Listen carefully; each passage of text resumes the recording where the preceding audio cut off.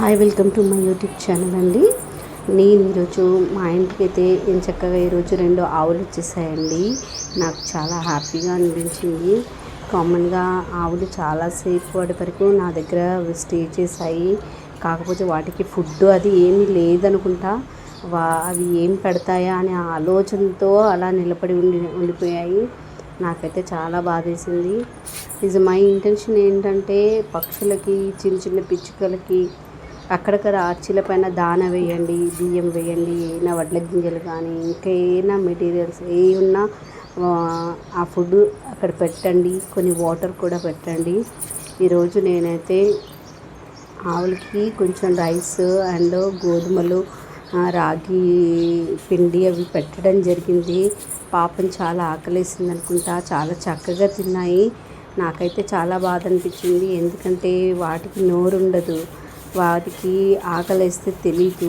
మనం అర్థం చేసుకోవాలి. వాటిని ఎవరైతే పెంచుతున్నారో వాటిని కొంచెం కేర్గా చూసుకుంటూ ఉండాలని కోరుకుంటున్నాను. నేనైతే ఇవాళ ఫైనల్గా వాటిని రెండింటిని హ్యాపీగా చూసుకోవాలని అనుకుంటున్నాను. అలాగే టమాటోస్ కూడా తినిపించడం జరిగింది నా చేతితో. నాకు భయం వేసింది, కాకపోతే నేను కొంచెం ధైర్యం చేసి టమాటోస్ తినిపించాను. అలాగే బకెట్ వాటర్ పెడితే హాఫ్ బకెట్ వాటర్ అయిపోయాయి. అంటే వాటికి ఎంత దాహం వేసిందనేది మనం అర్థం చేసుకోవాలి. కాబట్టి ఫ్రెండ్స్, మీరు కూడా మీ వంతు సహాయంగా మన జంతువులు ఏవైతే ఉన్నాయో పక్షులు, పిచ్చుకలు, చిన్న చిన్న వాటిని మీరు ఖచ్చితంగా వాటికి సేవ్ చేయండి. వాటిని హెల్ప్ చేయండి. వాటిని రక్షించుకుందాము మనము. చూడండి, నేను బకెట్ వాటర్ పెడితే హాఫ్ బకెట్ వాటర్ తాగేసాయండి. వాటికి ఏం తెలుసండి. కాబట్టి మనం కూడా మనకు తోచినంత వరకు వాటికి మనం ఎవరో పెంచుకుంటారు, బట్ గోమాతను రక్షించుకోవడం కూడా మన వంతు భాగంగా మనం కూడా కొంచెం సహాయం చేయాలని నా చిన్ని ఇంటెన్షన్తో నేను ఈ వీడియో పెట్టడం జరుగుతుంది. I feel very happy today because ఎందుకంటే మా ఇంటికి వాళ్ళ ఆవులు వచ్చాయి. గేట్ లోపల వరకు వచ్చాయి. నేను చాలా హ్యాపీగా ఫీల్ అవుతున్నాను. దీన్ని మీ అందరితో షేర్ చేసుకోవాలని ఒక ఉద్దేశంతో షేర్ చేసుకుంటున్నాను. ఒక ఇంటెన్షన్ ఏంటంటే ప్రతి ఒక్క ఇంటి దగ్గర ఖచ్చితంగా కొన్ని బియ్యపు గింజలు వేయండి.